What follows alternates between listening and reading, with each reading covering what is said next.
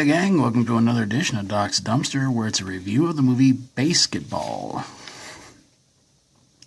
Joe and Doug are a couple of 23-year-olds who are unemployed and they haven't had a whole lot to do with life since high school. So they go uninvited to a party hosted by a former high school classmate, and they realize neither one of them, just like I said, they haven't done a whole lot with their lives since high school ended. So they see a couple of other classmates playing a game of basketball, but they decide to kind of get them into playing what they call BASEketball. And as you would guess, the game kind of takes off. 5 years later, it becomes a big national sport. And there's something called the National Basketball League, in which they compete for a major championship called the Denslow Cup, because the guy they named it after, they tried to play him in a game of basketball, and unfortunately he died afterwards.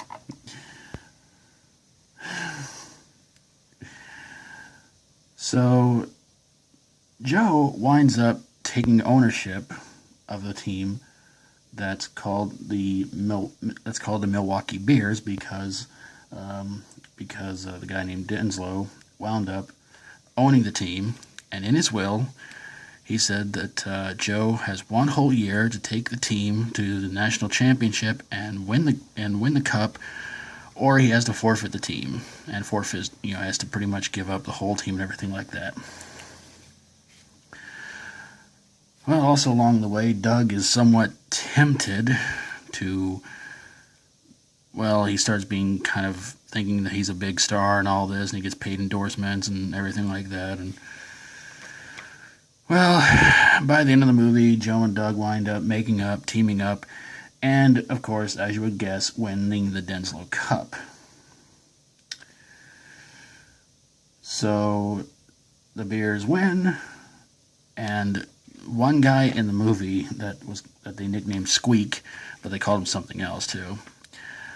Poor guy goes through so much crap in this movie. I mean, they treat him badly, but he's basically like that one friend that we all have that, just wants to be part of the team or part of the group of friends or something like that, and he's always being knocked around and everything like that.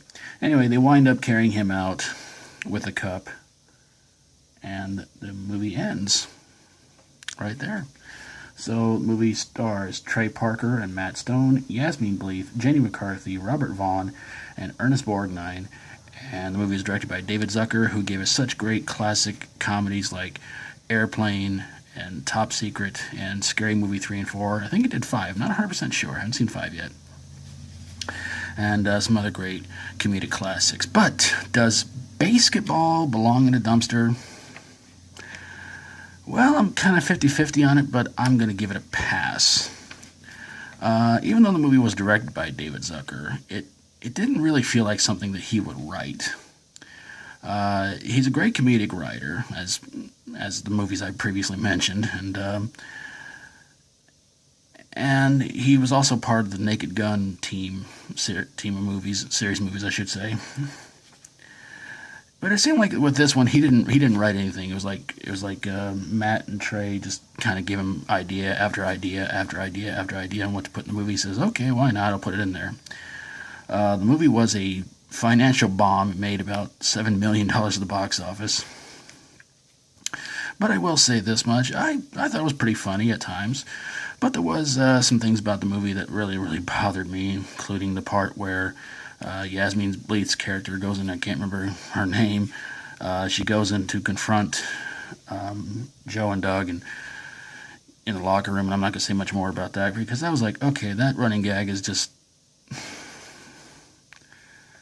it really wasn't that funny. But there was a lot of funny moments in this movie, and again, I kind of have to give it a pass. Is it nonstop laughs? For somebody who might like this kind of movie. I mean, again, I was expecting what I would normally see in a David Zucker movie. Tons of sight gags, lots of one-liners, and there were a couple of, well, I call them pun gags in the movie involving Jenny McCarthy. And Robert Vaughn, I have to admit, he was pretty good in this movie too. I mean, you could give him just about any bad movie you can. Well, not any bad movie, but well, you can put him into a bad movie, and it's like you could just sit there and say he's the best thing about that movie. Kind of like Donald Pleasance in the last few Halloween movies. You could sit there and say 4, 5, and 6 were horrible, but Donald Pleasance really made the movie worth watching. So that's kind of like what this movie is with Robert Vaughn. I mean, there's not a lot of good stuff about it, but it is a pretty funny movie, and he makes it watchable. But there you guys have it, review of BASEketball. And if you like my videos, always feel free to subscribe. And if you got a movie that you think belongs in the dumpster, and if you toss something into it that was maybe round and maybe it was a 3-pointer, or maybe not, send it my way and I'll get on it ASAP. Thank you guys so very, very much for watching. And until next time, as always, stay strong and rock on.